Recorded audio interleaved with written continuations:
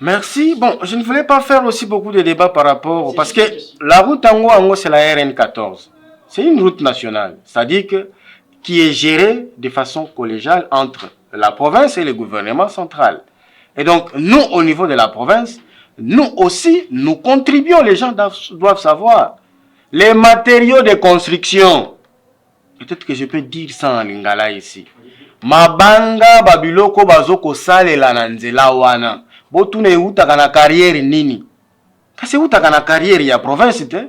Siko soki province abinga na kangi. Toloba. Soki province abinga na kangi. Mais tolobi parce que nzela wana ko na posa nango pour que et servir biso banso. C'est vrai. Mutuna mutazo sala rôle na ye. Ba wana kuna abimisi kaniaka pour que et sala musala. Biso pe tozali ko accompagner en termes ya ba matériaux. Mais na ko sala débattre côté kuna pour éviter banini. Mais la province contribue par rapport aux matériaux parce que la carrière que exploite cette société qui est en train de construire cette voie-là, les matériaux viennent d'une carrière de la province.